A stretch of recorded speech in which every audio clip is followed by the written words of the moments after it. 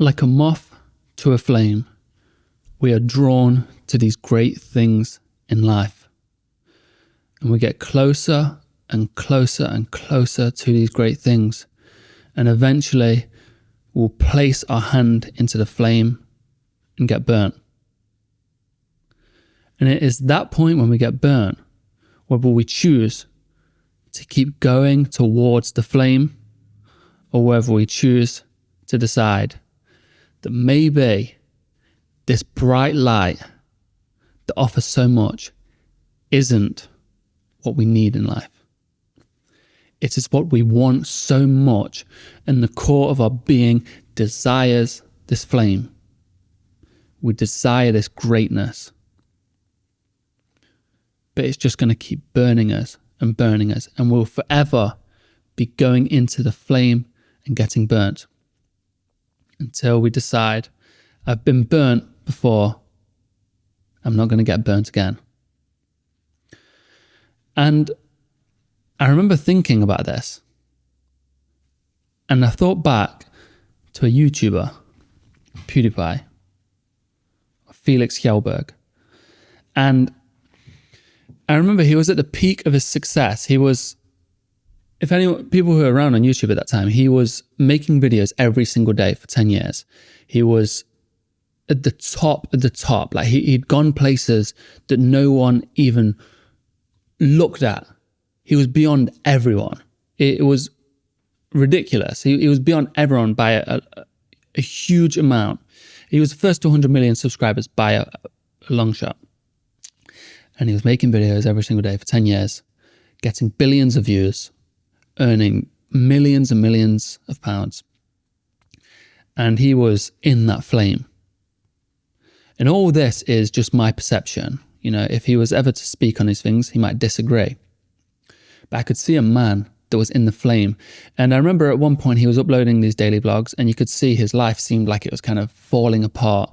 And he was kind of open about this, talking about it felt like his life was falling apart and he was like crumbling under the weight of everything.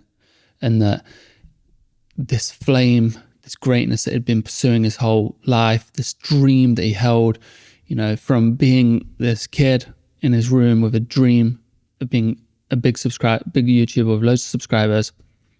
And he got there. He was burning the brightest flame. He was burning the torch at both ends. And he was there.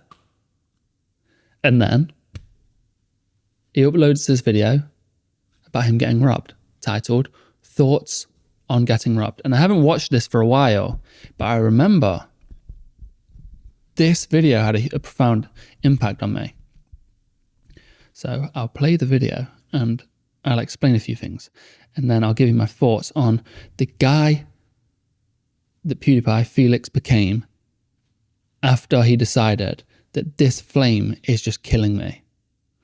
And I think so many people are falling for this in life. They're in this flame and they deal with the pain of being burnt because they want to be seen so bad. They want to be in that limelight so bad. They want that bright thing so bad. They'll deal with the pain until one day they realize, I've just been killing myself. I've just been chasing this thing, running around on this hamster wheel, getting burnt over and over again. For what? Today's episode is powered by Huel. Let's jump into the episode. A few months ago, our house was broken into. No one was at home at the time when it happened, but it was surprising to find out nonetheless. The word about the break-in got around quickly as news articles covered the event. Most people were very supportive, of course, but a few people on the internet took the news as a chance to celebrate. One thing I've always thought strange is haters and people. They think it's okay to hate on people that are successful because they believe that the fact that they're successful, that they're impervious to all the other difficulties that regular humans face. Successful people have the exact same difficulties, you know. They can be depressed, anxious, worried, struggling, anything. They have the same human struggles. They just also have a lot of success. Now, this success nullifies certain struggles that you may be facing, and their money may nullify certain struggles that you may be facing, but it comes with new struggles. and they're still human, so they have human struggles also. As since I have wealth and having to replace some items in my home, it's just a minor inconvenience, really. And also with this, commenting on people's posts, hey, I've never understood this. What is the purpose of commenting on someone's post, trying to put them down? I actually can't understand why you would want to do that. I think a lot of the times it's to feel like, they see someone like Felix, he's right at the top, and he's been knocked down, he's been robbed, he's fallen down from grace in their eyes. And if they can hit him whilst he's down, if they can kick him whilst he's down, they feel a little bit better than him. They're like, yeah, this guy that thinks he's so great, look at him now. He's sad, and I'm prodding at him, making him feel worse. I feel good, don't I? For once, a reaction about me was made completely without my influence. Another irony is that That meme was quite funny. Nothing was stolen from the break-in. But the intention's not funny. At least personally. Even my two most valuable items, my camera and computer, were left. Whatever they took was from my wife, unfortunately. I had previously been decluttering in my house, but now I finally shifted to a new gear. I got rid of anything I didn't want. Ton of items that I only kept because I didn't want anyone else to have them, or at least take them. Like awards. I remember this moment. I think he spoke about minimalism and being materialistic. Like awards, all items that had barely any sentimentality. Things I had stored away never to actually be used. If any item lacked value or utility. I just remember there was a thing on Reddit, someone found one of his play buttons and they threw away. He had like a 50 million or 100 million play button that he just threw away. And Pewdiepie started throwing all these things away. And I think, it was around this time he started reading and doing book reviews on the Stoics and on the Cynics. He did a lesson on Diogenes, the Cynic. And Diogenes was this guy that had nothing to his name. In fact, he just had a wooden bowl to his name.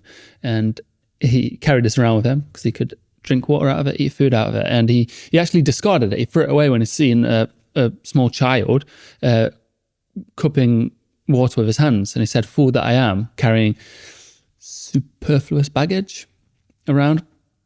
So the Cynics this is what the Cynics are famous for. And Diogenes was like the most famous Cynic. He took cynicism right to the very peak of the mountains. He walked around. Cynicism's named means dog-like. To be cynic is to be dog-like. It's a bit different than our understanding of cynicism.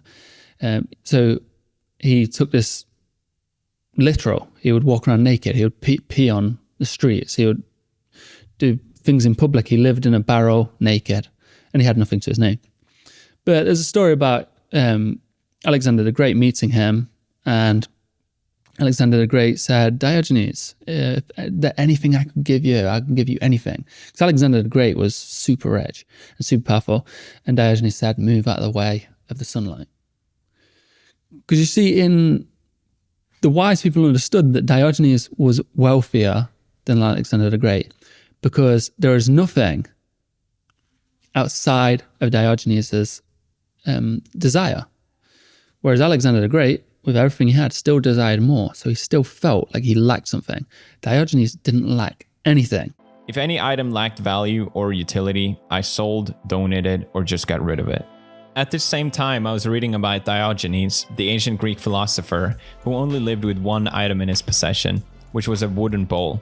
Even this he got rid of on the day when he saw a peasant boy drinking water by cupping his hands.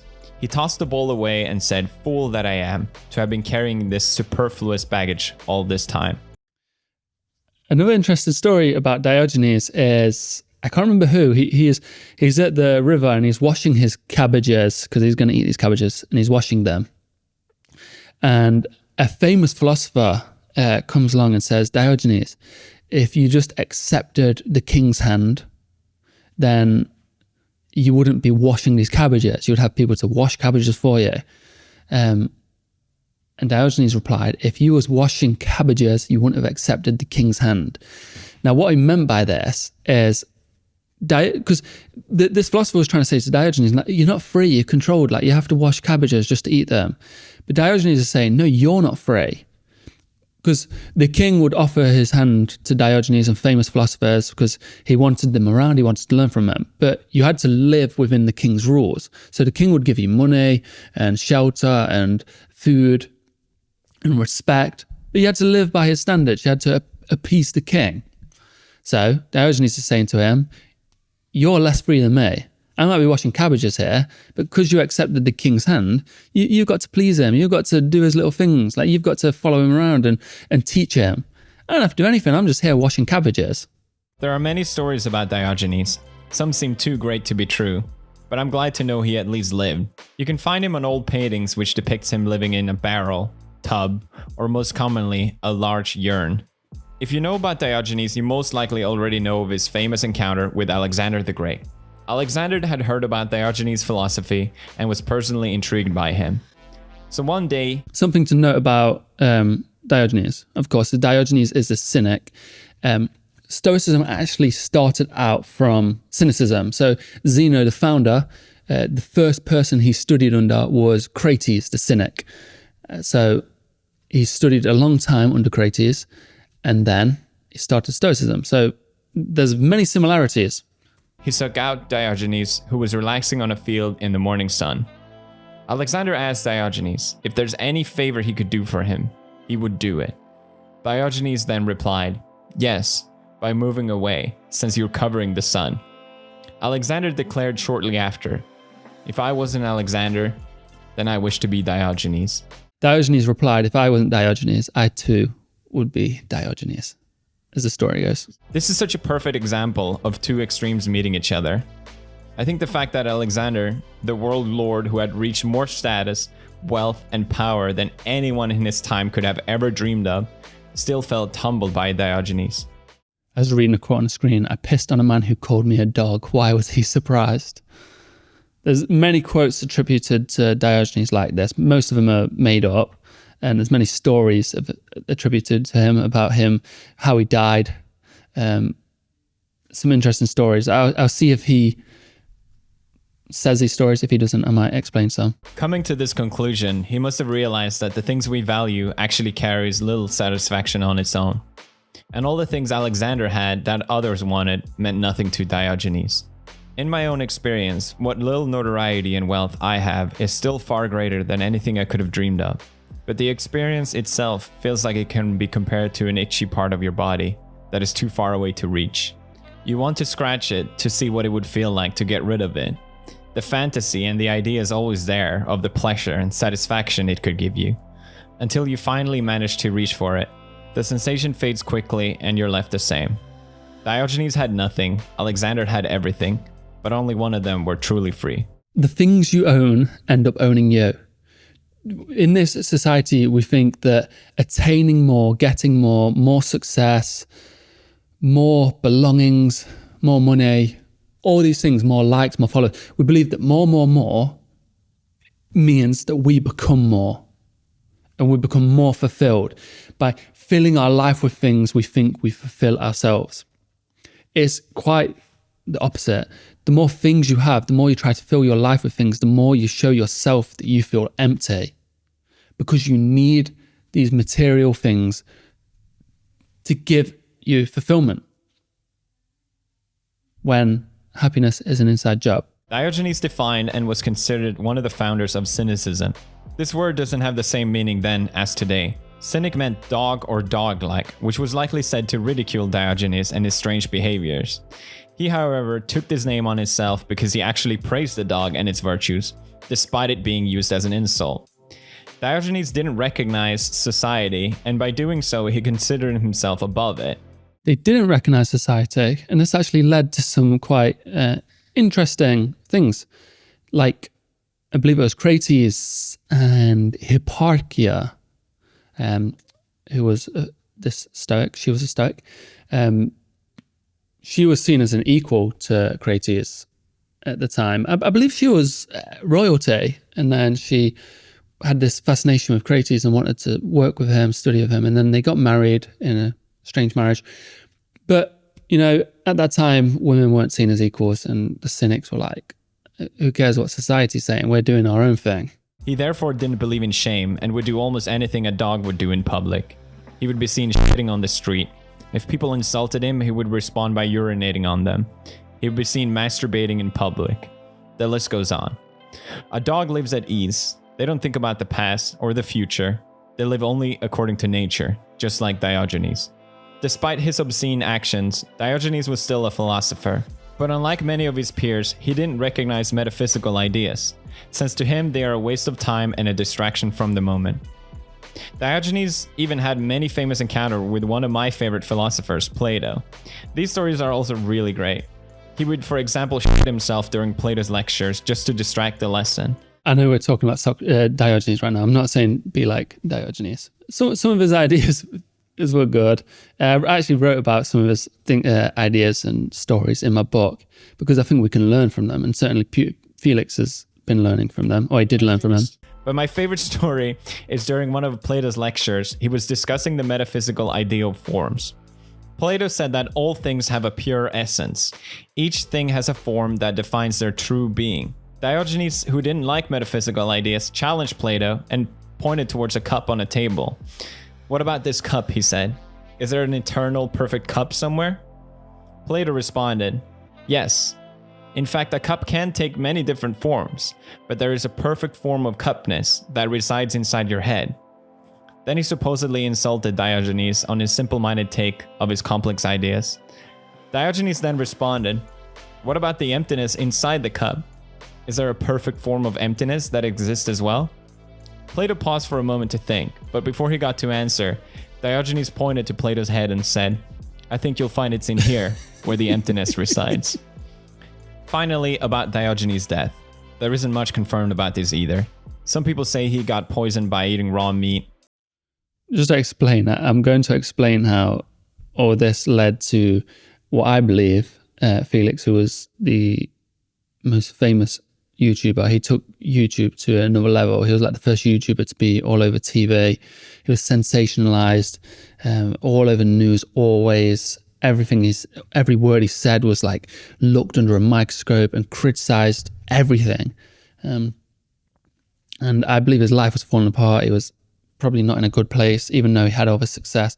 And now I think he's become is someone I really admire, actually. He's become such a well-balanced person and seems to be living a good life. And I think it's since he started reading the works of ancient philosophers, it was about that time the shift started to happen. Others insist strongly that Diogenes died one day when he decided to hold his own breath. Diogenes' final wish wasn't for a proper burial, but rather to be thrown over the gates of the city. What's with philosophers and having strange deaths? Like Chrysippus, he laughed so hard looking at a donkey, like he made a joke to it. So a donkey was eating figs off his tray and he was drinking some fine wine. He said, "Hey, donkey, here's some fine wine to wash down his figs." And then he laughed so hard that he died. And then there's a skeptic who walked out in front of a chariot because he was so skeptical that the chariot was there. They've all got strange deaths, actually. To have the rodents and animals feast on his body, as a way for him to give back to the earth what he had taken from it. Diogenes throughout history. That story actually is just a thing on death. Is Diogenes said to his followers, he says, "Oh, just throw me over the walls to die." Something that Felix missed out was they said, but what, the animals are going to eat you. What are you going to do about that? And he said, "Oh, well, give me a staff so I can fight them off." Because they understood that was like, oh, he's dead. He can't fight them off, so why would he care that they're eating him? Even referred to as Socrates gone mad. Their minds were very different. What they both share is that neither of them wrote down their own ideas. They lived them instead. I don't think you'll see me living in a barrel anytime soon. As did Epictetus. Epictetus didn't write down his ideas. Arrian of Nicomedia, who was a student, but he was also a famous historian, he wrote down Epictetus' ideas. And that's happens with a lot of these people. But I think there's a lot to learn from Diogenes. I find it funny how I lost more items reading about him than actually getting robbed did. He finished that really well. A quick word from our sponsor, Huel. I really like Huel. When I was writing my book, I was using Huel to power me through every single day. When I had my daily greens, when I had my meals, when I had my shakes, It stopped me from going to the shop, buying a load of rubbish, buying a load of unhealthy food, wasting loads of money. And these things do add up. Those quick journeys to the shop every day, the money adds up, the unhealthy foods add up, the wasted time adds up. So if I ever get those cravings, I grab a Huel and it fills my cravings. I feel good, it tastes delicious, it's quick and easy. And if you have any interest in the Huel products, then check the link in the description. Let's get back to the episode.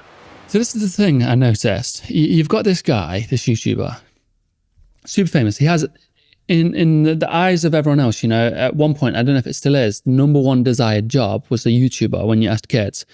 So most of the world wanted to be Felix. They wanted what he had. And he was uploading every single day for 10 years. And he had his dream. He got his dream years ago. He was earning millions of pounds. He had his own video games. He was in a South Park episode. He was being referenced all over the news, on Joe Rogan, everywhere. Everyone was talking about him. If he did something, every other YouTuber would react to it and they would get millions of views. He would get billions of views. And this is the way YouTube was for a long time. And he was right at the top of the mountain. He was also too close to that flame for far too long. And what this is he wasn't living his life. He was living this pursuit of a thing that he thought he wanted, that was ingrained in us to desire these things. But, you know, he already had it. Like Alexander the Great had everything, yet he wanted more. Pewdiepie had everything, yet he wanted more. He kept chasing this, getting more and more and more and more. He got 100 million and then he was getting more and more. But then, I guess, he started reading the Cynics, started reading the Stoics, started reading Plato and Aristotle. He did video reviews on this, book reviews on this, around the same time as getting robbed. And somewhere along the line, he realized, I guess from Diogenes, that all these things weren't making him better. They weren't helping him. They weren't making him happier. And he was actually missing out on his life because he was pursuing this dream. You know, every day for 10 years, right at the top, he was doing this. He was just the YouTuber, but he wasn't being himself, Felix, living his life with his wife and his family. And then he starts reading all these philosophers and he gets rid of all his belongings. So he used to like love expensive clothes and he had some nice stuff and nice equipment and stuff. And then he started getting rid of it. All these awards that he spent his whole life working towards.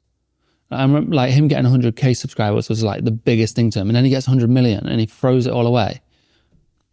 Because he realized, what is it? If he's not got this in here, then what does all this external mean to him? So he gets rid of it and he gets rid of it. And it's probably a difficult decision to get rid of all these things. And then an even more difficult decision, he takes 30 days off of YouTube, takes a big break, which doesn't sound that weird. 30 days. It was probably super difficult for him to take 30 days off of this thing that he'd done every day for 10 years. His mind was probably wired to be so in tune with what's trending, what's good, what's going to perform well. And then he takes 30 days off and then comes back and the upload starts slowing down. And then he moves to his dream destination and then the uploads slow down. And somewhere along the line of this turmoil that he's going through, of wanting to go towards the flame, but also trying to draw away from the flame, starts to notice he's no longer being burnt by the flame. And yeah, you pull away and you feel cold. When you're away from that flame, you feel cold. And it feels lonely, it feels empty. Or everything he once had, everything he worked for, all his dreams, hopes and desires, he's moving away from.